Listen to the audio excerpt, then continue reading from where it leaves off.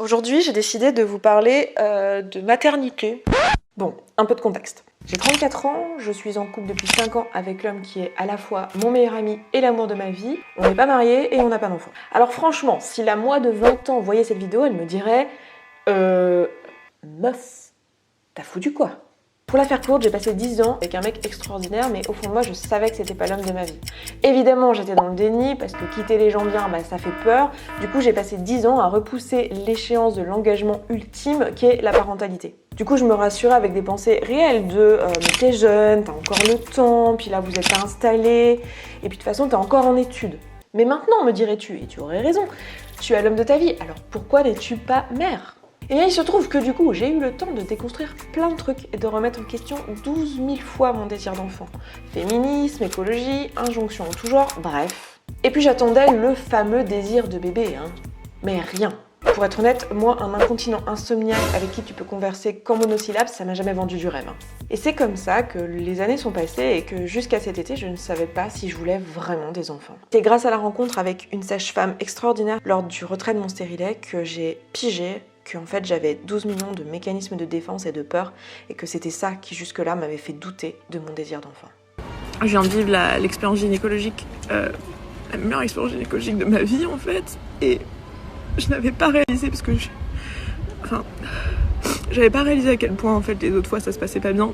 Dans cette vidéo, je te raconte le bordel ambigu qu'il y a dans ma tête aujourd'hui et qui accompagne mon désir d'enfant, qui mêle sentiment d'injustice, peur du changement, souvenirs traumatiques d'attouchement sexuel et peur irrationnelle des médecins.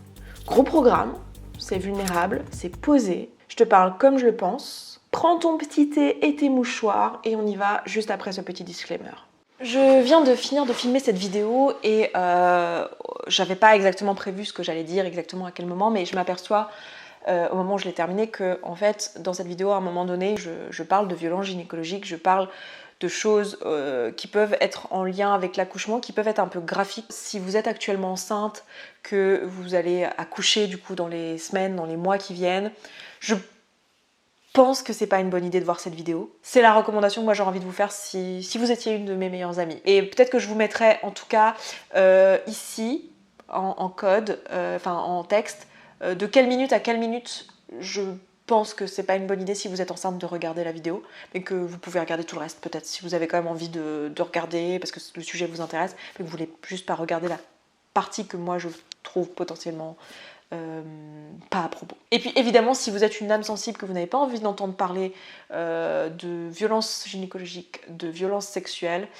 j'en mentionne certaines dans cette vidéo, donc voilà. Et du coup j'en profite aussi pour vous dire que si vous avez trouvé cette vidéo utile, ou si vous trouvez cette vidéo utile au cours de la vidéo, n'hésitez pas à mettre des j'aime, mettre des commentaires, la partager, parce que je pressens, vu ce que je dis, qu'en fait elle sera pas monétisée, donc elle sera pas poussée, elle sera très peu visible sur la plateforme du coup. Et je pense que c'est un sujet important, et moi j'ai envie qu'elle soit vue, parce que c'est un sujet dont je pense on ne parle pas assez, où il y a peut-être pas mal de tabous. Donc si vous trouvez de la valeur dans cette vidéo, n'hésitez pas à, plus que mes autres vidéos, plus que d'habitude, à la pousser parce que je crois que l'algorithme YouTube ne la poussera pas. J'espère que vous allez bien, bienvenue dans cette vidéo. Aujourd'hui j'ai décidé de vous parler de maternité. Et c'est un sujet dont j'ai déjà parlé plusieurs fois, notamment dans une longue vidéo où j'intervenais très peu, qui est une vieille vidéo, mais que je vous remettrai ici, parce que je l'aime toujours autant et ça m'arrive encore de la re-regarder tellement les témoignages qu'il y a dedans sont précieux. Et c'est une vidéo que j'ai faite à un moment donné dans ma vie où je me posais moi-même la question à cette époque-là, donc je sais plus quel âge j'avais, mais je devais avoir 27 ans, quelque chose comme ça. Aujourd'hui j'en ai 34, donc il s'est passé quand même quelques années, peut-être que j'avais 28, enfin je sais plus exactement quel âge j'avais, mais j'étais en tout cas à un âge où je commençais à me poser la question de quand est-ce que j'aurai des enfants, est-ce que ça serait pour bientôt, etc. Et aujourd'hui en fait, j'ai beaucoup de questions régulièrement de est-ce que je veux des enfants, j'ai souvent eu, alors moins maintenant parce que je pense que j'ai fait un ancrage aussi sur ma chaîne en me positionnant d'une certaine manière qui fait qu'il n'y a pas trop de place pour ce genre de questions et c'est tant mieux, mais ça m'a demandé un petit peu de travail de communication. Mais on a pu me demander par le passé quand est-ce que tu auras un enfant, est-ce que tu as des projets d'enfants, à beaucoup me poser des questions autour des enfants parce que je suis une femme et que je vis dans une société où c'est la normalité pour les femmes d'avoir des enfants et on ne questionne pas ça. aujourd'hui, je dois avouer que c'est plus trop le genre de questions qu'on me pose. On me demande plus, tiens, ça me plairait que tu parles de ça, juste parce que j'ai envie d'avoir ta vision là-dessus, mais pas parce que je ressens vraiment une pression, une injonction à tiens, quand est-ce que Esther va nous annoncer qu'elle est enceinte, ou tiens, est-ce que ton prochain projet ce sera d'avoir un enfant. Donc déjà, merci pour ça d'ailleurs, et je suis vraiment heureuse que collectivement sur cette chaîne, on a réussi à instaurer une ambiance qui est quand même très féministe, qui est très engagée, et c'est un bonheur, et moi je m'y sens super bien pour cette raison-là, donc merci pour ça. Donc j'ai pas trop ressenti sur la chaîne, en tout cas particulièrement de demandes autour de la maternité, mais c'est vraiment un sujet sur lequel j'ai envie de m'exprimer, j'ai envie de vous parler un petit peu de mon vécu, et c'est vrai que c'est un peu perso. Bon, c'est pas la première fois que je parle de sujets qui me rendent vulnérable et qui sont très personnels. Mais je dois dire que ma réflexion est encore en cours, qu'elle n'est pas complètement aboutie, qu'il y a plein de choses qui risquent de changer avec le temps. Mais ce qui est certain, et ce qui l'a plus ou moins toujours été, je pense, c'est que j'ai un désir de maternité. J'ai envie d'avoir des enfants. Alors, avant, il y a quelques années, voire il y a une décennie en arrière, je m'étais jamais posé la question, j'avais jamais remis en question, je me m'étais jamais dit que je pouvais ne pas avoir envie d'enfant. Donc j'en avais envie, mais je ne savais pas si c'était parce que j'en avais vraiment envie ou si c'est parce que j'étais une femme et qu'on attendait de moi que j'ai des enfants un jour. Oui, je vous ai pas dit, mais dans cette vidéo, je vais vous partager ma réflexion autour de la maternité me concernant. Donc évidemment, ça n'engage que moi, c'est ma vision des choses concernant mon corps et le fait de moi-même enfanter. D'accord ?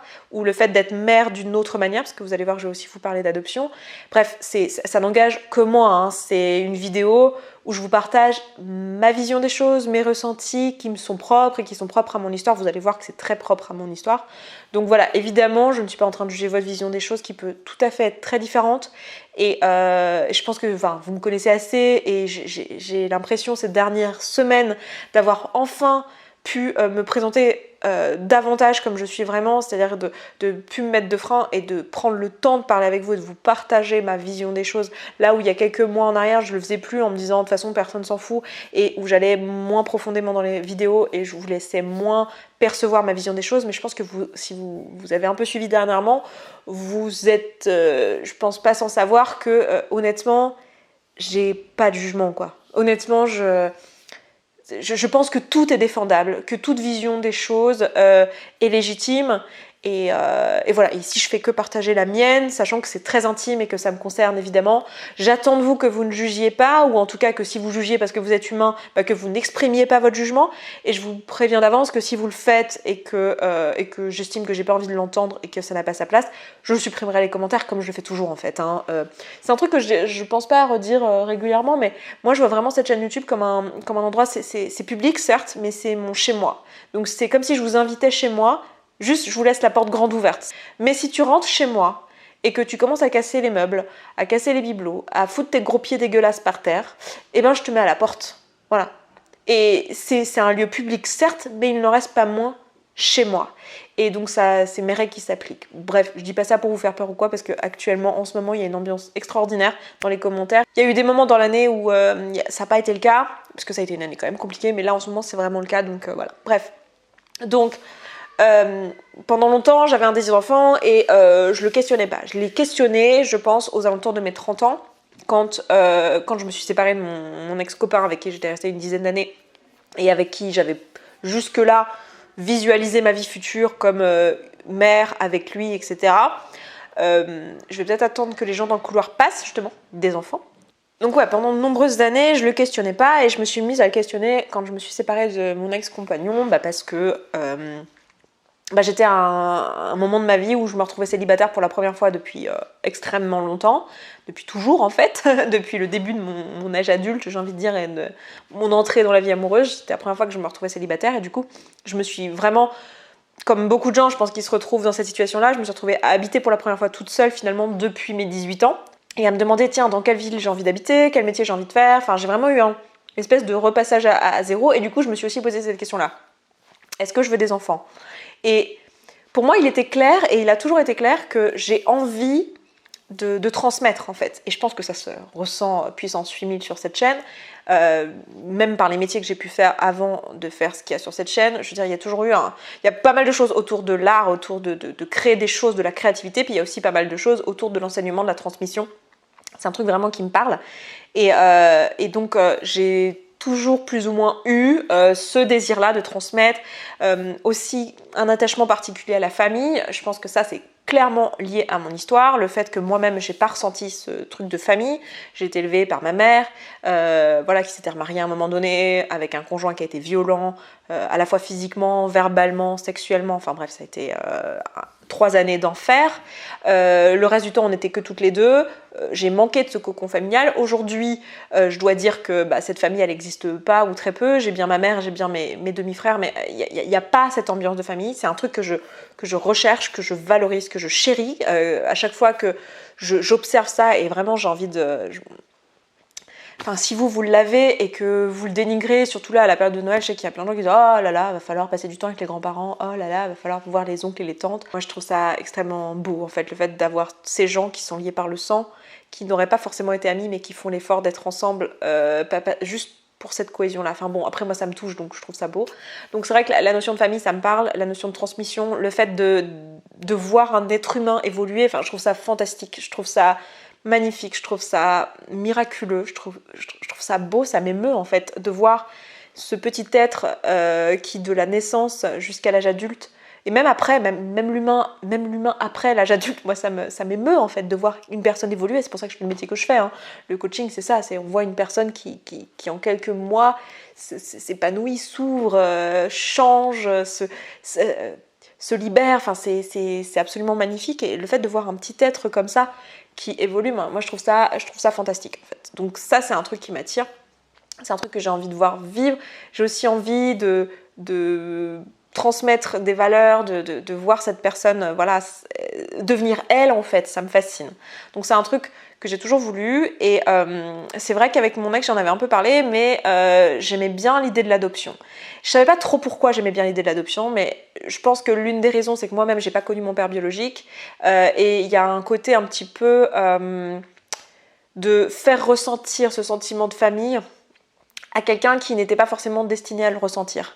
Je crois qu'il y a une part, malheureusement on est des êtres humains et on essaye toujours de se soigner soi à travers les actions qu'on fait pour les autres, et il y a beaucoup de parents, et j'essaye de pas faire ça justement, c'est pour ça que je suis pas encore maman aujourd'hui, mais j'essaye de pas faire ça, de pas transmettre mes mots sur mes enfants, et essayer de les faire pour eux et tout ça, de pas le faire dans un acte égoïste, parce que beaucoup de personnes font des enfants dans un acte égoïste, et j'essaye de voilà, mais bon après j'ai tous mes défauts, etc. et toutes mes casseroles que je me traîne comme tout le monde. Donc voilà, il y a toute cette partie-là qui fait que j'ai envie d'avoir des enfants.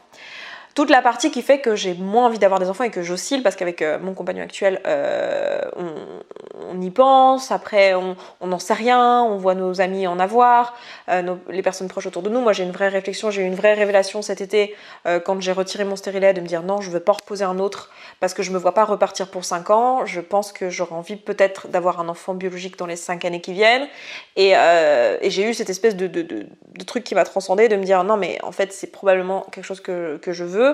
Maintenant je suis pas sûre en fait, et je pense que l'une des raisons c'est que je suis quelqu'un de très très libre. J'adore ma vie actuelle.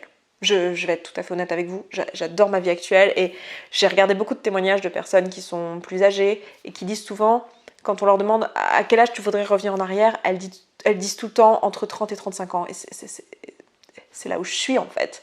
Et je comprends, je m'éclate, je veux dire, je me connais bien. Alors je vois encore tout ce que je peux apprendre sur moi et comment ça va être chouette dans la décennie qui vient, dans la décennie d'après. J'ai hâte d'une certaine manière de me connaître encore davantage, mais je suis bien là en fait. Et j'aime ma vie avec mon copain, ce qu'on peut faire, alors les voyages et tout ça. Bon là cette année c'était un peu chelou et on n'a pas pu, mais je veux dire j'en profite et j'aime cette vie-là, je la chéris, et voilà, et donc il y a une part de moi qui a envie d'en profiter, qui veut pas aussi dire à un enfant plus tard « Ah, tu m'as empêché », ou même si je lui dirais pas, parce que je suis humaine, jamais je dirais ça à mon enfant, mais les enfants sont pas idiots et ils ressentent ce genre de choses. On le sait quand nos parents ont fait des sacrifices pour nous, et on n'a pas envie de le porter en fait, et donc... voilà, l'une des raisons qui me fait douter c'est ça, je suis très très libre, j'adore ma vie actuelle, j'ai peur du changement que ça apportera d'avoir un enfant. Oui, je sais que ça va changer du tout au tout, ça va changer la dynamique entre Vincent et moi, ça va changer mon quotidien, c'est sûr, je verrai plus jamais la vie de la même manière le jour où j'aurai eu un enfant, qu'il soit biologique ou qu'il soit adopté. Dans tous les cas, ça change, ça bouleverse la vie. Et je le sais, j'en ai conscience. Et j'attends pas le moment où je serai prête ou le moment idéal. Je sais que ce moment il n'existe pas. Que typiquement maintenant je suis prête, maintenant ma vie est idéale, il y a quelques années probablement aussi, que dans quelques années ce sera probablement aussi le cas. Je pars du principe que j'ai juste envie d'en avoir envie et que ça soit présent maintenant. Je crois que la raison qui pourrait faire aussi que j'en ai pas envie, c'est que j'ai quand même cette pensée, pour l'instant je me suis pas encore pleinement coachée dessus, mais j'ai quand même cette pensée que je vais foutre un coup de pied dans ma carrière et que c'est injuste en fait. Genre j'ai très envie de vivre ce que c'est que la maternité, et en même temps j'ai très conscience que putain de merde quoi, c'est injuste. Ça va mettre un coup de frein. Ça va mettre un coup de frein à mes entreprises, à mes projets. Ça va mettre un coup de frein. Et je préfère le voir comme ça et l'accepter en amont et me dire, tu sais quoi Esther, là tu as décidé d'avoir un enfant, donc dans les 5 prochaines années, ça va prendre tout ton espace mental et toute ton énergie pour sûr, au moins les 5 prochaines années. Et ensuite, tu vas partager ton espace mental pendant les 15 années suivantes entre tes enfants et les autres choses que tu vas faire. Mais à partir de maintenant, ton espace mental va être partagé. Ça ne sera plus uniquement pour tes projets. Et je crois que c'est un truc que je veux faire ce travail d'acceptation en amont plutôt que de le prendre de plein fouet quand ce sera le cas en fait. Ou alors décider de ne pas vivre cette expérience de la maternité. Mais je crois qu'aujourd'hui, je sais que je veux vivre cette expérience de la maternité. Je sais que c'est fort de me l'exprimer en vidéo et j'ai un peu peur de ça parce que si jamais je change d'avis, eh ben, je me suis exprimée publiquement et du coup, dans ce monde où on attend que les gens soient toujours très cohérents, on me le remettra comme « Ah, tu sais pas ce que tu veux ». Je m'autorise de changer d'avis, les gars. C'est un des plus beaux cadeaux que je sais me faire, c'est de m'autoriser d'être libre à tout instant, de tout remettre en question tout le temps si je le souhaite. Et pour l'instant, en tout cas, j'ai du mal à imaginer que je veuille pas d'enfant un jour, mais vraiment pas. C'est juste que je trouve ça pleinement injuste de me dire que ça va forcément foutre un coup de frein dans ma carrière. Maintenant, la question qui me fait... Alors, l'adoption m'appelle beaucoup. Je crois que j'aime la beauté aussi de porter la parentalité d'une autre manière que... En fait, je trouve les deux très beaux. Le fait de porter un enfant, de le mettre au monde, mais aussi le fait de choisir d'être parent d'une autre manière, de prendre sous son aile un enfant sans qu'il y ait de lien de sang. Je trouve ça magnifique, ça m'émeut, ça me touche de faire cette démarche-là. Oui, ça m'émeut rien que de le dire. Et je crois qu'il y a une part de moi qui fait cette vidéo aussi pour peut-être mon futur enfant, si un jour j'arrive à convaincre Vincent et que j'adopte un enfant. Lui, ça lui fait très peur, mais je veux qu'il le sache, et je trouve que cette vidéo, ça peut être un moyen de lui laisser une trace et de lui dire que c'est un vrai choix. Et voilà, donc je trouve les deux très très beaux. Les autres choses qui pourraient me faire un frein, et ça c'est... Pour le coup, ça va me rendre très vulnérable. En tout cas, dans la maternité, le fait de porter un enfant, de le mettre au monde, il y a plein de choses. Il y a déjà le fait que ça m'a pris des années de me sentir très bien dans mon corps, de me sentir belle, de me sentir habitée dans mon corps. Et j'ai très peur que ça change mon rapport à mon corps. Et je sais que c'est une circonstance et je sais que je pourrais me coacher dessus. J'ai confiance en plus dans ma capacité à me coacher dessus, mais c'est quand même un truc où je me dis « Ouais, tu te sens tellement bien là, tu veux pas retarder le jour où tu vas risquer que ça soit plus le cas ?» parce que je me sens présente, je me sens bien dans mon corps, je l'aime et j'ai peur qu'il change, mais c'est même pas j'ai peur qu'il change, je sais qu'il va changer, c'est inévitable. Et j'ai très peur de comment ce sera après. Pas que j'ai pas peur qu'il me plaise pas, que je le trouve moche et tout ça, j'ai peur de devoir refaire le boulot en fait. Donc j'ai ça. J'ai aussi une peur qui va aussi me rendre très vulnérable, mais j'écoute beaucoup de podcasts, j'ai écouté beaucoup de témoignages de femmes qui sont devenues mères, d'accouchements. Et en fait, je suis désolée, mais je trouve ça atroce. Je trouve que c'est la boucherie. Je trouve ça incroyablement ignoble que tout le monde s'accorde à dire que c'est normal. Mais tous ces témoignages de femmes, mais même quand ça se passe super bien leur accouchement, de vas-y que je te fous des doigts dans le vagin sans te demander ou à peine, genre oui c'est normal, c'est un toucher vaginal, oui bah je voulais voir si vous étiez à 1 ou à 4 centimètres. Bah ouais mais meuf, c'est mon corps en fait. Tous ces trucs, toutes ces procédures invasives, et je vais être tout à fait honnête avec vous, mais moi aller chez le gynécologue c'est une torture en fait.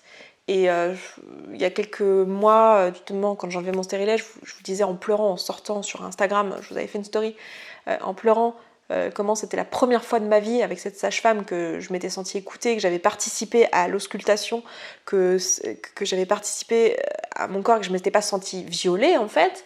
Hello les amis, je vous fais une story en pleurs. En fait, je me suis dit que je voulais immortaliser ça, mais je viens de sortir de chez la sage-femme. Je viens de vivre l'expérience gynécologique, la meilleure expérience gynécologique de ma vie en fait. Et je n'avais pas réalisé parce que j'avais pas réalisé à quel point en fait les autres fois ça se passait pas bien. Du coup elle était vraiment en train de me questionner, elle me fait alors je suis où là, je suis contre le truc, vous le sentez parce que là je vois pas, va falloir m'aider. Et elle m'a dit donc elle m'a donné tous les outils, elle m'a dit qu'est-ce qu'on allait utiliser dans quel ordre, qu'est-ce qu'elle allait faire, dans quel ordre elle le faisait, pourquoi elle le faisait dans cet ordre là. Elle m'a dit allez on y va, elle m'explique. Et c'était trop bien en fait, j'ai participé au retrait de mon stérilet. Et moi c'est un truc, le fait de toucher avec des doigts cette zone, c'est un truc qui est traumatique pour moi parce que c'est quelque chose que j'ai vécu dans mon enfance sous la forme d'attouchement sexuel, sous la forme d'agression sexuelle.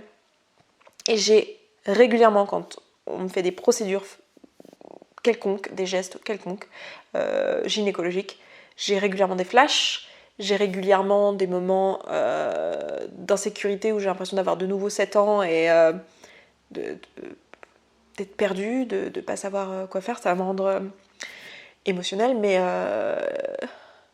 j'ai pas envie de vivre ça en fait. Et même pour des femmes qui n'ont pas subi d'attouchement, je trouve ça mais d'une violence. Mais même juste te mettre une perfusion, bordel de merde, c'est une intrusion dans ton corps. Enfin moi, tout procédé médical, je trouve ça mais d'une violence. Et ça me... Cette idée me fait peur, mais vous n'avez pas idée à quel point ça me fait peur. D'être dans la préparation de ton accouchement, d'être à la maternité et de te sentir pas avoir le choix en fait. Ah bah on va faire ça madame, bah oui parce que là c'est un gros bébé donc on va vous mettre de l'ocytocine, on va vous mettre je sais pas quoi, on va provoquer l'accouchement, ou on va vous faire ci, vous faire ça, et puis on vous met une perf, et puis on vous met une péridurale, puis on vous met un machin, puis on vous met un truc.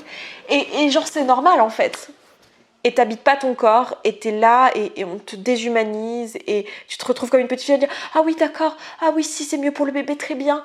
Et tu te retrouves à faire plein de choses qui sont tellement pas alignées avec qui t'es, qui sont tellement pas justes pour toi, pour l'enfant, et je trouve ça violent en fait. Et pourquoi je suis la seule à trouver ça violent? Je trouve ça... Enfin, je parle même pas, même au-delà des violences gynécologiques, il y a aussi ça, mais même juste toute la procédure, je la trouve... Moi, toutes les descriptions, mais même les vidéos que j'ai pu voir sur YouTube d'accouchement où tout s'est super bien passé, je te raconte. Alors oui, alors du coup, quand je suis arrivée, alors on m'a mis le monitoring, et puis après, donc elle m'a auscultée, et puis vas-y que je te fous un doigt dans la chatte, et que je te dis... Et je trouve ça d'une violence. Le nombre de témoignages de femmes qui te disent tout s'est bien passé, puis qui après coup disent ouais, quand même, on m'a fait une épisiotomie sans me demander mon avis. Ouais, quand même, j'ai pas eu le choix sur ci, sur ça, je me suis sentie déshumanisée, j'ai eu peur. Ça me fait flipper, les gars. Ça me fait flipper. Ça me fait flipper. Puis au-delà du fait que l'accouchement lui-même, c'est un acte qui est douloureux, qui peut être traumatique. Et je trouve qu'il n'y a pas assez de reconnaissance de oui, ok, c'est naturel, très bien. Des milliers de femmes sont passées par là, des milliards de femmes sont passées par là, très bien. Et alors, il n'empêche que ça reste un acte extrêmement douloureux et traumatique. Genre, si demain, culturellement, on décidait, tous collectivement, que c'était mieux de couper le petit doigt de toutes les personnes qui passaient 7 ans, l'âge de 7 ans, et de le faire à vif. Genre, on décidait ça collectivement, comme un truc culturel. Bon, bah, si c'était ton âge de le faire et qu'on te dit « Oh, mais tout le monde est passé par là, tout le monde a survécu, t'es pas plus con que les autres, tu vas y arriver », bah, ouais, ok. Il n'empêche pas moins que c'est un acte traumatique, en fait. Que c'est douloureux. Même si c'est ancré dans la culture. Et bah pour moi, toutes les procédures qu'il y a autour de l'accouchement, alors l'accouchement lui-même, alors on peut argumenter contrairement à se couper le petit doigt, que l'accouchement lui-même c'est un acte qui est naturel et nécessaire pour procréer, pour la vie, tout ça, ok. Mais tous les actes qu'il y a autour, l'épisio, le je te fous des doigts dans la chatte sans te demander, le je te mets une perf, le je te fous une sonde dans l'urètre, Tout ça, là, on s'est dit collectivement que c'était un truc normal, mais est-ce qu'on est d'accord que c'est juste culturel, en fait? Et que ça a beau être normal et que tout le monde passe par là, ça n'en est pas moins violent, en fait. Et extrêmement violent, en fait. Et moi, ça me terrifie parce que je ne veux pas ça, en fait. Je veux pouvoir avoir le droit de décider ce qui est fait sur mon corps. Et je veux pouvoir avoir les moyens d'exprimer ce droit. Et je pense pas que le jour de ton accouchement, quand t'es en douleur, que t'es flippé, que t'as peur pour ton bébé, que t'es dans un état hormonal qui est quand même difficile, plus un état de douleur, je suis pas sûre qu'en fait ton consentement, tu sois capable de l'exprimer. Et je me fais pas confiance pour être capable de l'exprimer à ce moment-là. Et je trouve ça grave de pas pouvoir exprimer son consentement, parce qu'après, quand tu ne l'as pas exprimé, ben, ça laisse des séquelles en fait. Et je sais ça très très bien. Hein. Je l'ai vécu dans d'autres circonstances, de ce que c'est que de ne pas pouvoir exprimer ton consentement et de vivre les séquelles sur des décennies après. Et je le vois, le nombre de femmes qui témoignent de comment ça a été traumatisant pour elles l'accouchement et de combien leur consentement n'a pas été respecté on so many levels. Et que tout le monde trouve ça normal, parce que c'est culturellement normal. Et moi, bah oui, ça me fait peur en fait. Et bah oui, je me souhaite pas ça. Je souhaite pas ça à toutes les femmes à qui c'est arrivé. Mais moi j'ai peur de ça.